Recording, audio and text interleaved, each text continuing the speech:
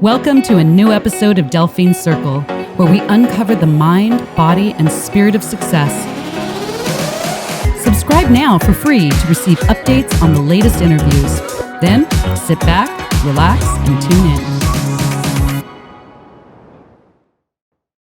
John Van Amersveld, welcome to the Circle. Yeah.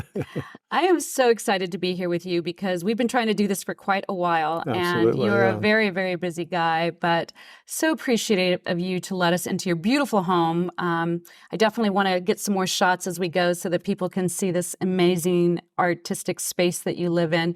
I mean, you can feel that this is your workspace, no doubt.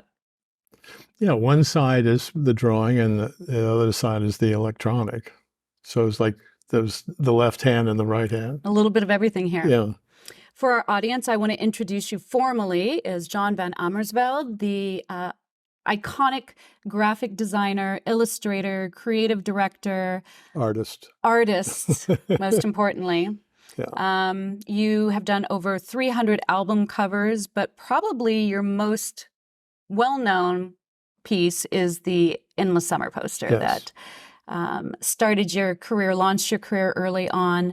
I was lucky enough to get to meet you about 15 years ago. You did a art showing at a friend's house, Dave Kluver, in Laguna Beach. Oh, yes, right, yeah. And my ex-hubby and I, Clay, we bought two of your pieces, the two Hendrix pieces, that are still our absolute favorite. I mean, we love your work. And so I'm so excited to get to actually sit down with you and talk about what you do.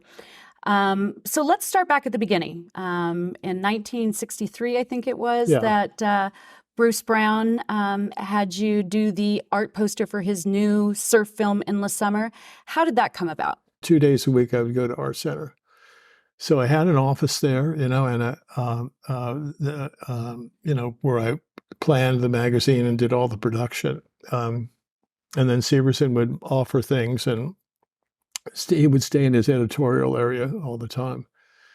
And then in the community, I met R. Paul Allen, who was the manager for Bruce Brown, who actually, set up the booking and everything, and at these high school sort of things. And I had been to, all these surfing movies growing up, at 14. So I was very. So you were aware. already familiar with him. I was very aware of it, yeah. And he was new to the game and had done Slippery When Wet, which and had a really great soundtrack to it, a jazz, So he had a much more sophisticated film over, Bud Brown. And so Alan, we're going to dinner together. He doesn't have my wife has left, and he doesn't have any girlfriends, so we would have lunch and dinner together. And so one day he says, "Would you design me a business card?" So I say, "Okay, sure." So I do the business card, and then a couple of weeks goes by. He says, "I want to introduce you to Bruce Brown," And so the day comes, and I walk in there, and he's at this moviola. So the magazine I've just finished has like Dana Point with a sun. And then you turn the page, and there's these guys walking down through Maui with the boards on top of their heads. And so ironically, he's showing me the opening scene, so that I see the two together, So, they want a poster, so will you do some sketches or something like that? So I end up going back and forth twice a week to Art Center, and it has all my services there. So I get the whole thing all together at school, and then I have the paper, the cutout, a day-glow paper for the sun, and then the two pieces that come together, and then up over the top there was like a line resolution. It was transparent, so you could see the color underneath it and the black figures. So it's like a color block. It's like a classic color block, right? Yeah. It's a Bauhaus, primary solids. So the school at the time is a modernist school, so it was like LA modernism. That I was involved in, and then I would go down to Surfer, and that was sort of a kind of a what would you call it? Just a regional, kind of design I had to do, with that antiquity and funny drawings and surf photos and all that. So it was entirely different from what I would do at school as a modernist. And so I take it down to, I take it into the office and Bruce Brown looks at it. And they, of course, said, like, where's the sand? Where's the sky? Where's my trunks? Yeah. I mean, we had taken the photograph at Salt Creek that I had organized, and Bagley took a shot of it with a 4x5. So it had the transparency, and I had made this line resolution. So were there actually models carrying surfboards in the original photo that you took? Yeah. Yeah. So it's Salt Creek. Who are those people? And we, it's August and Henson and Bruce Brown. Bruce Brown holding the board over the top of his head. So the pose, they were a little wide, so I had to cut it and move it together so it would fit into the composition better. So they send it out to a silkscreen place, and it comes back. It was beautiful, but Alan has to make it cheap and pass out these little 8.5 by 11s or 11 by 17 posters, which were just litho. So all the day glow had gone out of that, So the poster is circulated for the first year that way, and then the second year they made a big silk screen of it, and that was for the marquees and all these different towns that they would go to. So how were the posters being used for marketing in those days? It would be advertising. Yeah. I mean, ads in magazines. That's okay. it. Within the surf, thing. Yeah. Just regular advertising they couldn't afford. Okay. They're going to these high school auditoriums and charging like $1.50, and standing there with their Wurlitzer, tape recorder, doing the soundtrack and then doing a narrative, so you have a car and you go to this thing and, it's like $90 for the night. And so there wasn't any money on that sort of end of it. But when they went to 35, then there was money. So then going to these theaters, then there was money because they had to share the ticket price. So was the film a success right away? Yeah, success right away. Yeah. As a 35 or as a 16, and then it went to a 35. So when they went to New York and made their deal there, it was screened at a theater on First Street there, and there was a line around the block through the summer and through the winter. And a small theater, and it was like the beginning of the underground theater, where Bob Dylan's "Don't Look Back" would play there. So he was like the leader, kind of like it was an underground film, really, in a way. It came from a subculture, very much like Dylan would come from a subculture. So as the movie progressed there in New York. Martin Geisler had made a deal with the producer of the license to do the poster. So he took all the edges off of it, so it went back to its modern look. And all the type was gone except for the title, and so he would go out to New Jersey and print like 5,000 of them, something like that, and he would bring it in town. He'd go to a trade show, and then the trade show would be hooked into college bookstores. And so, the 5,000 was gone, his 5,000 were gone, 5,000 were gone. So in history, there's always someone who says, "Oh, my dad had that in his, in his closet when he was in high school or in college or something." So, had there been any other movie poster that had that type of success at the time? Alita sort of says, what was it? That festival in '69 the Woodstock? in New York, Woodstock. Yeah, Woodstock poster. Yeah. But you were before that. Yeah. Yeah. And basically, I set up the psychedelic look in a way because it was already in the store. So when the psychedelic posters and Peter Max and all that came in, it was the beginning of an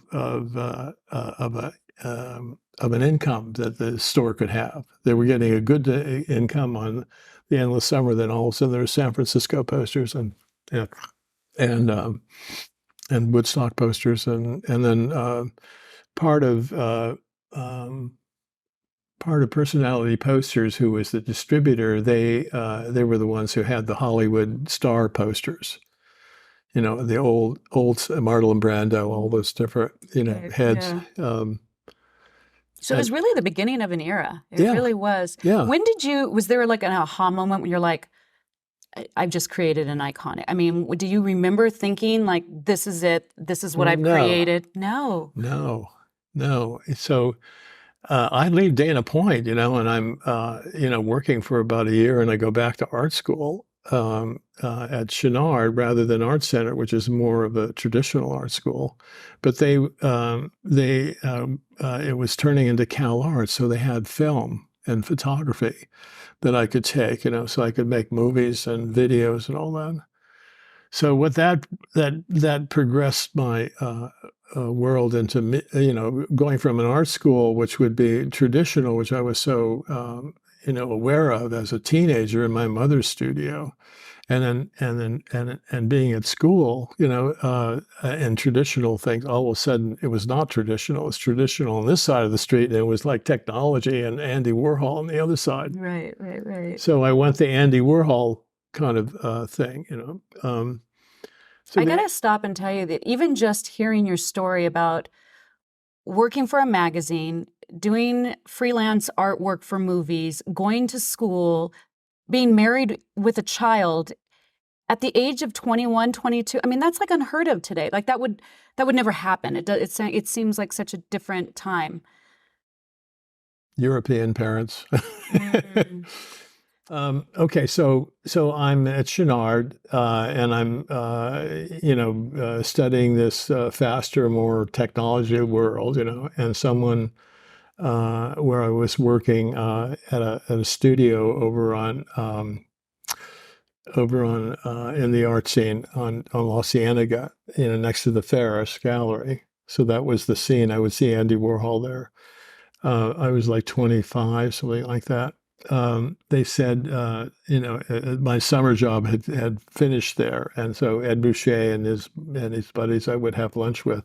So they said, so why don't you go to Capitol Records and see if we can get some work there? There's a guy there, George Osaki, So I put the poster in a portfolio, and then I have the surfing magazines, and so then so I drive up there, Vine Street. Why would I be on Vine Street, And to this circular building, and I go up the elevator to the sixth floor, and I walk in, and everything is in a curve.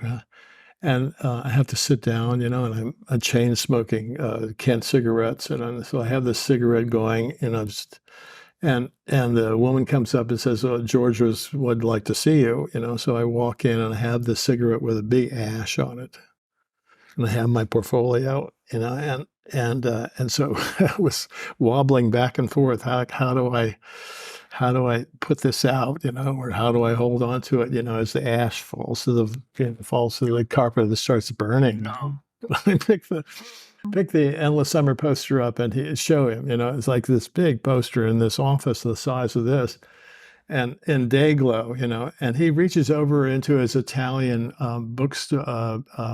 bookcase, and he picks out an album cover, The Endless Summer, with my poster on it, the cover. So he says, and in pidgin English, he was a beach boy in Hawaii who was in Hollywood and making a name for himself. So he says, I know something that you don't know, and I think I can get you some work, So I go down the stairs, or down the elevator, and I get in my car and I go home, and I'm supposed to wait for like 3 weeks and he'll call, So in that day, you didn't have an answering service, so you had to wait around, You hope you're home when they call. Yeah. So 3 weeks later, he calls and he says, "Listen, why don't you? I want you to go to the 8th floor to such and such a number, you know." And so I drive over there, go up the elevator, and then I'm walking down this curved hallway, and there's a door open, and I walked in the door, and there's a man standing there in a blue suit, black tie, haircut, very, very professional looking, and he's the vice president of the CRDC, the Capitol Records Distribution Company. And I'm a hippie, with hair and everything. And he looks at me, he says, I'm going to hire you and you can't turn me down. So he was the man who signed the Beatles to the label. Wow. So he had clout, and he was from New York, so he saw the Endless Summer success there. So I became his personal art director. And so they set up an office next to George Osaki, the man I interviewed with in the beginning. And I became an office for the CRDC. And that's where I did the Beatles. Magical Mystery. I did the campaign for Sgt. Pepper. Okay. That was one of my first jobs. And then later I did the, towards the fall, I did, the Beatles Magical Mystery Tour. Well, in that, over the span of your career, I just have to list some of these incredible artists that you've worked with. Obviously, the Beatles, the Rolling Stones, Kiss, Steve Miller Band, Ike and Tina Turner, Bob Dylan, Willie Nelson, The Grateful Dead, Blondie, Queen, Bonnie Raitt. Oh my God, man. That's an incredible track record, and that's only naming a few of them, clearly. Yeah, 300 covers. Yeah. How did you actually meet these artists? I had to meet them. You had to meet them. And So did you know the music? Subculture. Talk to me about subculture. So you have to meet them, and they have a manager who comes up front. First you might, sometimes the company would ask for me to come up and meet the manager. Sometimes the manager would call and want to meet with the producer. So the last thing in the world I wanted to do was go to the company because they wouldn't pay me very much. Mm-hmm. So if I went to the manager, then it was a different story. And so I got a factor together, and the contract that they would sign. And so I would charge them for the whole campaign, $20,000, something like that. So I went from getting fees for $2,500 to $25,000. So I always had $150,000 in the bank. Wow. Through the process for all and those that's years. Incredible. I mean, in those days, that wasn't really being done, right? Yes, it wasn't being done. There were studios which had 4 or 5 designers doing the work, and then they had a salesman who was the name of the agency. And there were probably about 10 of those, so I was competing with them. But because of my, because of Dylan, because of Rolling Stones, because of Beatles, because of Kiss and all that, I always, and my experience with Pinnacle, this rock scene I had for like a year or so, I just had. You had the name. People wanted you. Yeah. Was there any band that you turned down? Any album cover that you just said no? Yeah. Okay. I bet there was. Unbelievable. So would you show multiple versions? Would you go in and say, here are a couple different ones? Would you just stick with one? Did they come back and say, no, we don't like it? I mean, what was that well, like? Again, it's subculture. And then because there's kind of symbology that goes along with it, very much like creating lyrics. Lyrics are symbolic. Yes. So you have to kind of look at it that way, and then you have to pull something out of that culture that's reminiscent, or new, and then try to get that photographed or try to get that illustrated or, designed into a album cover, which then is a symbol, for that culture. Well, the Magical Mystery Tour is a perfect example of that, right? Of the symbolism, because that looked like somebody's crazy dream or something, right? Yeah.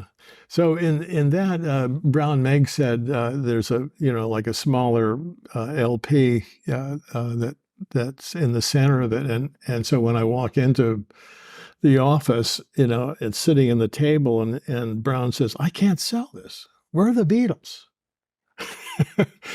They have masks on. We always get good pictures from the EMIs. So, John, take it home and do something with it, And that was it, just those moments like that.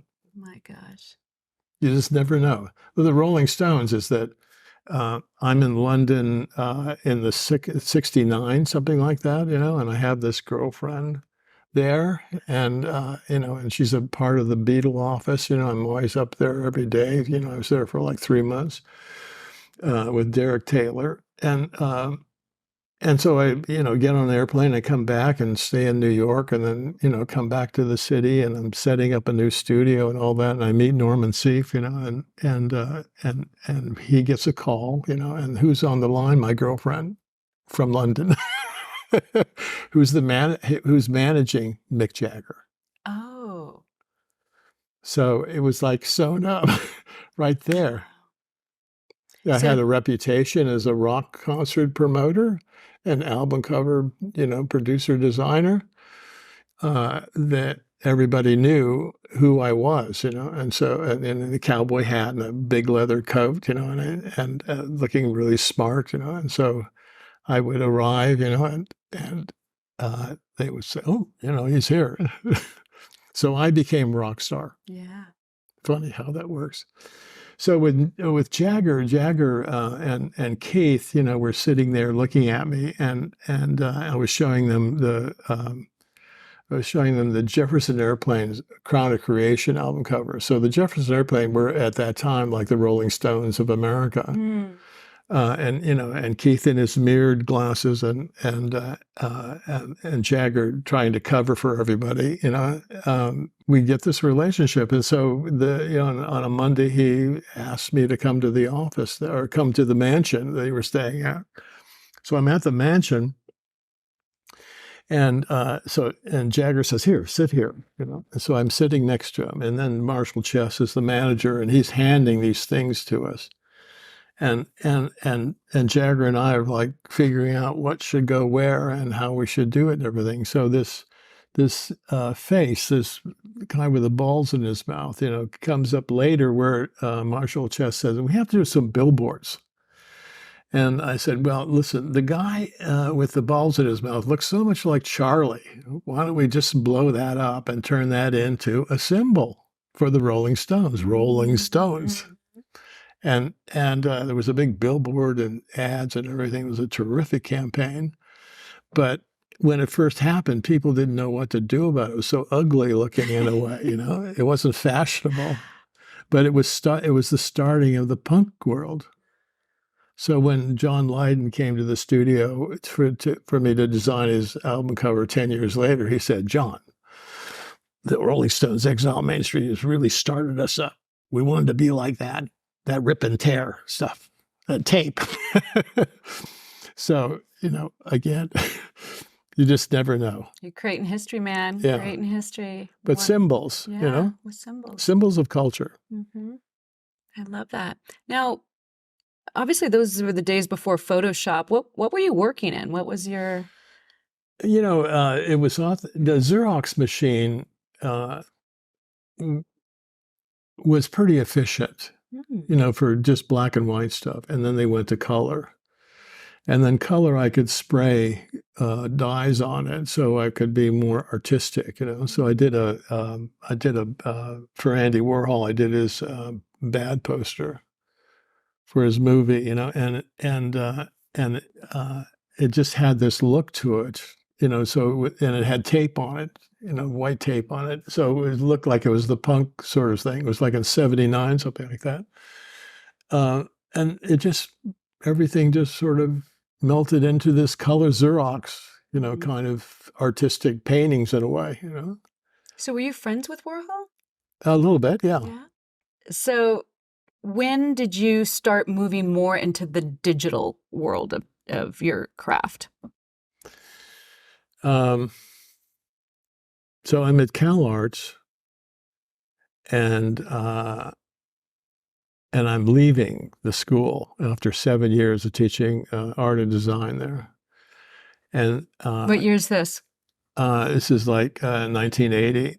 And so I start up a studio downtown, and all of a sudden it's like 72, and I get this phone call from a designer who says, "Listen, I have this Lisa computer, John, and Steve Jobs wants to put it on the cover of his brochure. So we're going to come to your studio and shoot you sitting there with a Lisa computer." I said, "Okay, I'll do that."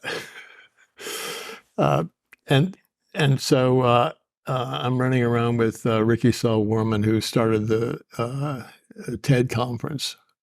So it was the first one, and he invited me to come. So we're in the audience and moving around through all these different designers and the TED performance by these various people. And so there was a little time off there, and we had to go into this one place, and there's Steve Jobs, with 3 Macs, the actual box rather than the slab with a monitor on it.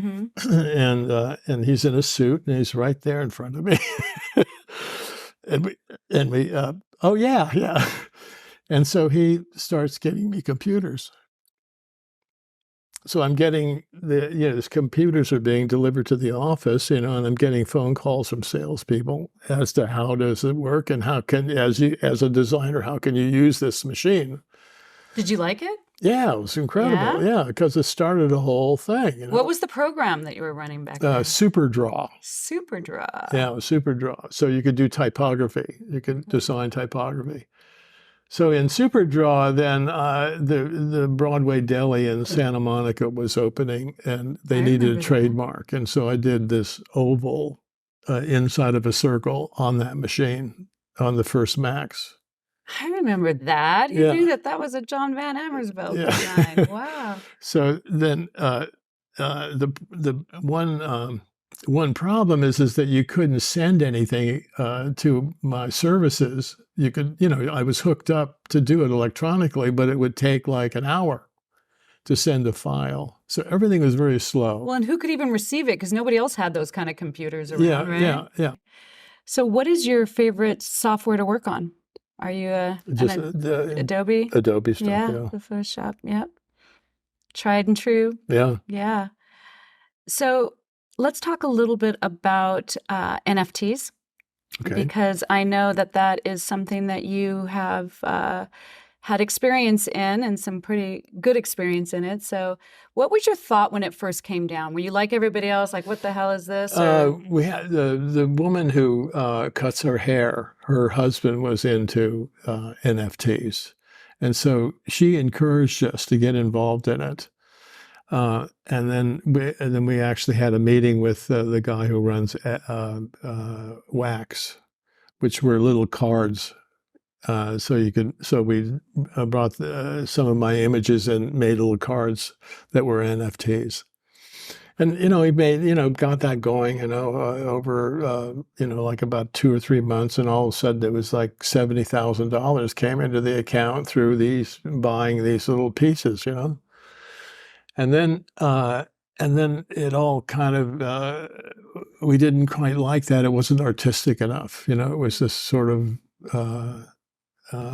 symbolic pieces, but they had to be kind of complicated, and it was the old work, So we meet Kobe, and he sort of advanced in the whole thing. He becomes a partner. And so in working with him, he says, well, why don't we, you have photographs and you have your drawing stuff, your symbols, whatever, let's collaborate. So we collaborate, and we do 7 pieces, 7 different collages between photographs and my kind of emblem work. And so here we are, we finished it, and Kobe says, what we're going to do is we're going to do it in London at an auction there. And I said, wow, okay, let's see what happens, And so they put it up, and it went to 200,000. Sold to a doctor, a brain surgeon. And at that point, the digital side of it is that you could actually get a screen that was like 4 by 6 feet. So it became almost like a painting. And so the doctor who bought it was an art collector from Florida. So it sort of was the new thing for him. So he was able to buy this, buy these pieces of work that were digital and screen it. It would sit next to a Pollock or whatever, other pieces of Warhol, whatever that he had owned. And so he visited us one day, he came out and talked about the whole thing, and he was just thrilled. So, making that kind of money off, just like we bought a couple of cars, bought furniture for the house, licensed. Good stuff. Do you plan to do more NFTs? So the NFT, we have a thing going on in album covers, which in AI, and I took 4 covers and put it into the machine to confuse it, and then it spits out these images that were just like of album covers in the strangest way you could ever think of. It's like random compilations of what you put in. And whatever the title was, it doesn't read words. It just turns it into mush. Yeah. So we have like 100 of those now, but the market has like crashed even worse, and so all you could, if you have an NFT today, it was like $75, going from 1,500 to 5,000 to like nothing, so. Well, and I know one of the original ideas behind NFTs was making sure that the artists continued to get paid, right? So it's kind of protection of artists' rights, copyrights. You say that you hold all of your copyrights. That's important to you as you've moved your work forward. I learned that, and the companies pay you the check and they take your copyright. Do you have to be John Van Amersveld to get that these days? You have to be Alita Post. Alita, we have to make sure we mention Alita because she is such your partner in crime, yes, your wife, when I met her, she was coming from New York with a 20-year experience in the art scene there, running galleries and selling art and putting on shows with all kinds of new people at the time during the 90s. She's got a great business mind. Yeah, so she had a great experience, and she was just ending it and starting over again. Or she was, the way it goes is she was going to go back, and then there was 9/11. Boom, and so she had to stay here, so we started up an apartment together. Nice. Worked out well for you. Yeah. And her. We'd be remiss not to talk about Johnny Face. Okay. When I was reviewing your work and I came across the image of Johnny Face, I have to be honest, it was new to me. I wasn't familiar with it. But since I saw that originally, now I've seen it multiple times. It's kind of like once you get that Toyota Corolla, then there's 72 Toyota Corollas all over the yard. Yeah, well, so that's perception. That's what the beauty of perception is. You don't know, and then all of a sudden you know. You know, that's true. And then you know everything about that thing. Yeah. It's it's a wonderful thing that the brain does, the eye and the brain. Yes. Tell us the inspiration between the Johnny Face. So I'm at the Bellevue studio, and people are coming over and they're smoking, and the dope scene is going on and trading is happening and everything. And I'm over at a friend's house, and he says, "Hey, I've got this little pill here. It's called mescaline. It's a synthetic thing. Here, why don't you take one?" I said, "No, I'll just take half." So we cut it in two, and I'm on the second floor of this building, and there's a staircase that goes down. And I say, "Mark, I feel a little strange. I'm gonna leave you.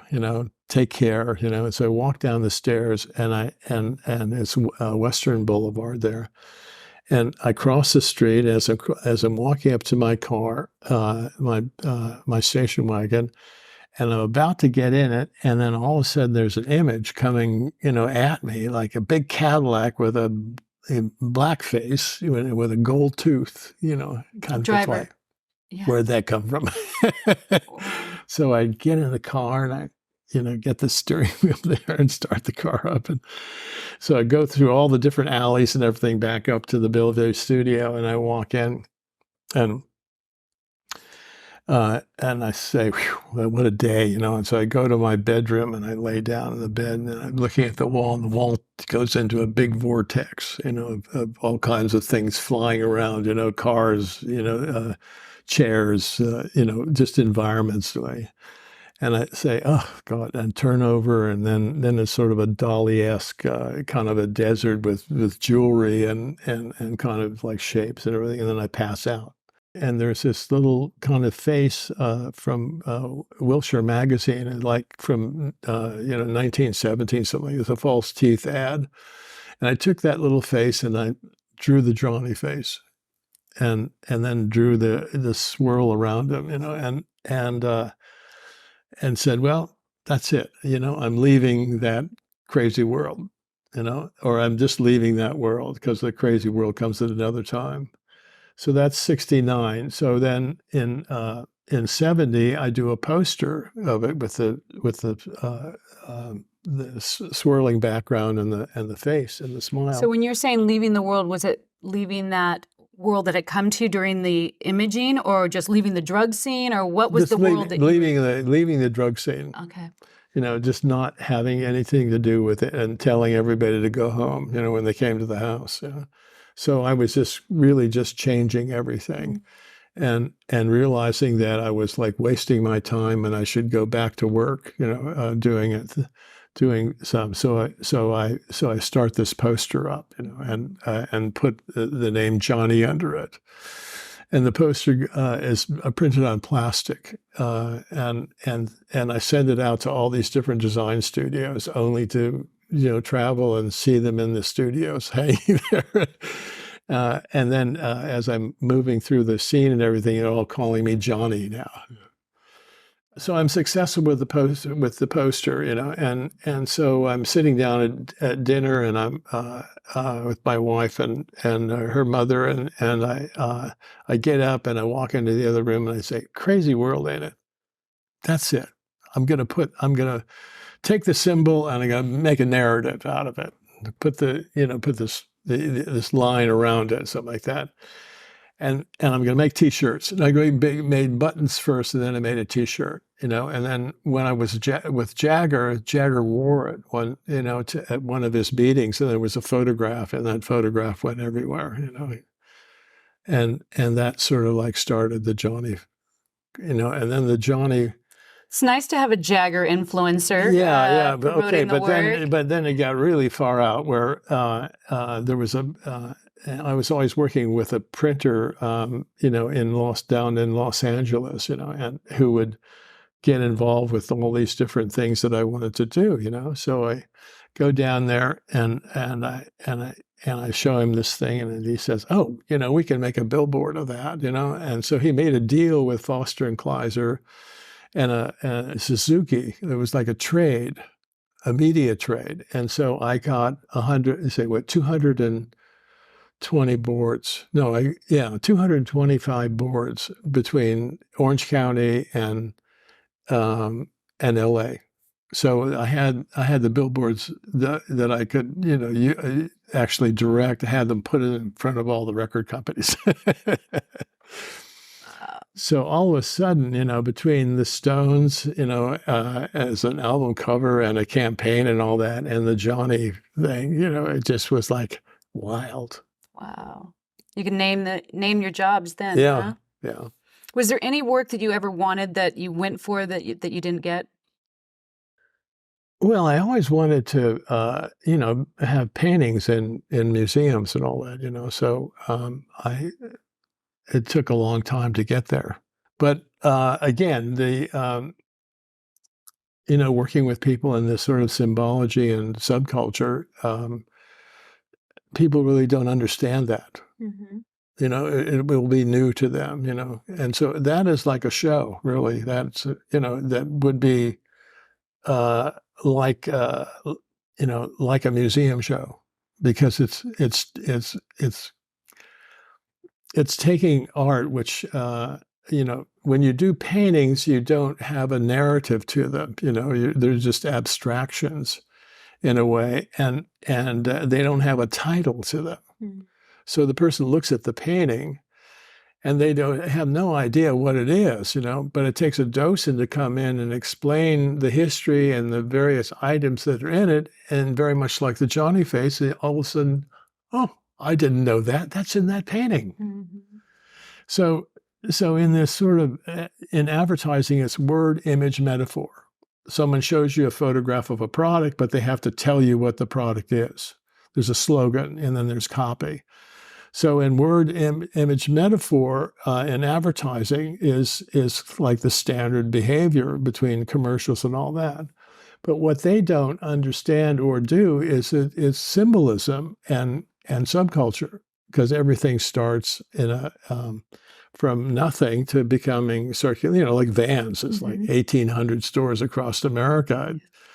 10 years ago, it was just a little company, with skateboards. Yeah, absolutely. Do you like branding? I know you got deep into it in the 90s doing branding for big corporations. I think you did Fat Burger, you did Contempo Casuals. Do you enjoy advertising? Do you like the corporate branding work?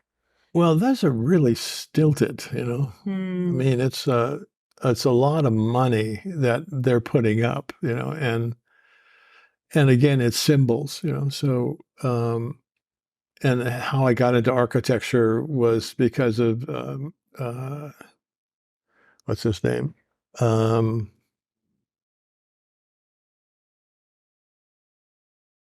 Chris Blackwell. Chris Blackwell owned Island Records, and he also made movies. And so he sold Island to Palador or something like that for $30 million. And Chris comes over and he says, I want you to do I want you to do the signage on it and the architecture. I said, oh, good. Okay. So then I had that for like 3 years, something like that. And I did. So what was that brand? The Fat Burger brand. The Fat Burger, yeah. So I did 7 to 8 different stores, which meant, you had end caps and separate stores that stood alone by themselves. But the, doing the architecture was more of my modernist aspects that I had learned at at Art Center. Mm. So it wasn't the same. It wasn't album covers. It was much more design oriented. So you weren't just doing logo and branding, you were doing store design buildings, and everything. Yeah. So your brand work has come full circle because recently you partnered with Volkswagen for the launch of their new ID Buzz wagon. It's like a wagon van. It's a van, but it's made out of fiberglass.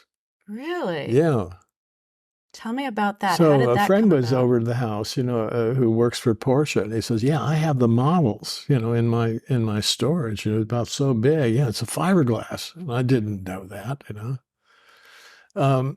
But they're, sitting at the table over here 10 years ago, maybe more, maybe 12 years ago. The ones that connected to the endless summer license, he was meeting people in Germany over that car. So they've been working in that car for a long time. Wow. Or that truck. Yeah.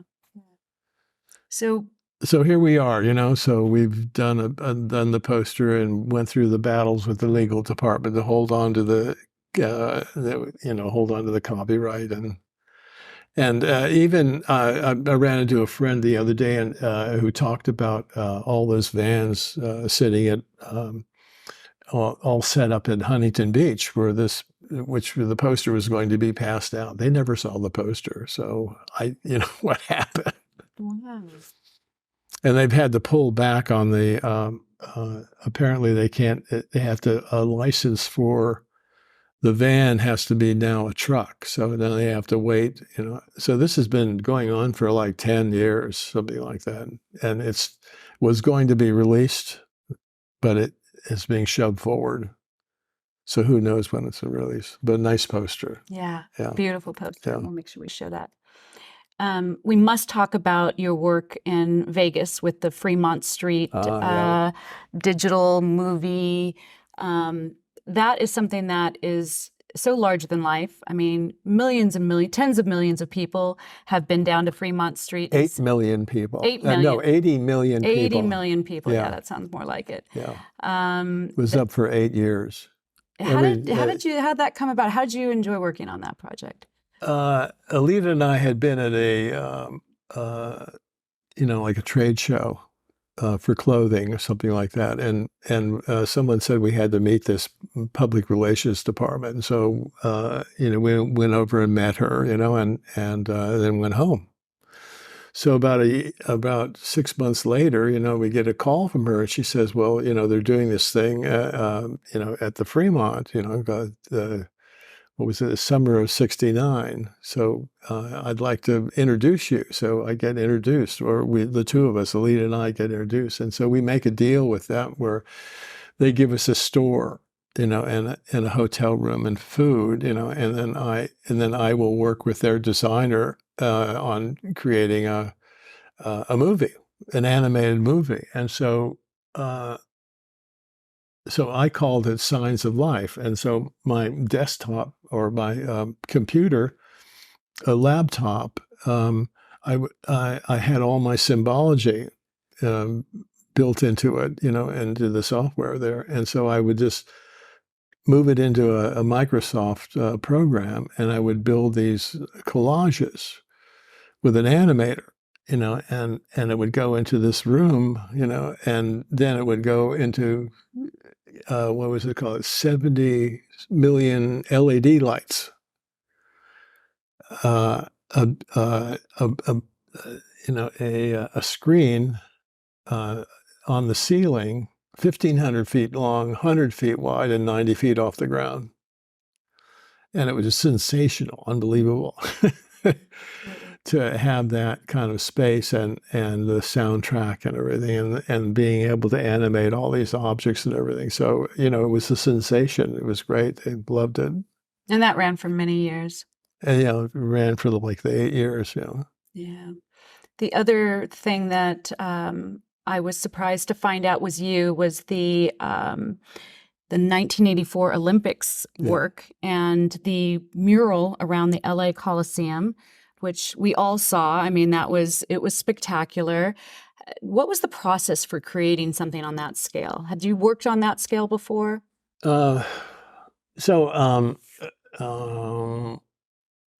Schwartzman became the manager of the design end of it, and for the Olympics.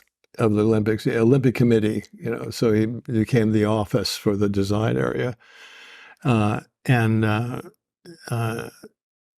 John Jurdy was the architect. And then Deborah Sussman was like the design department.